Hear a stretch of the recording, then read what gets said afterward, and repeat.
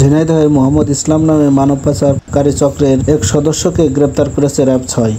২২ April সোমবার RAB ৬-এর একটি অভিযানিক দল ঝিনাইদহ সদর থানার চাকলাপাড়া এলাকায় অভিযান চালিয়ে তাকে আটক করে। মোহাম্মদ ইসলাম ঝিনাইদহ সদর থানার রামচন্দ্রপুর গ্রামের মৃত আবুল কাশেমের ছেলে। উল্লেখ্য, সে তার নিজ গ্রামে এক ব্যক্তিকে মালয়েশিয়ায় নিয়ে যাওয়ার প্রলোভন দেখিয়ে ৫ লক্ষ টাকা আত্মসাৎ করে।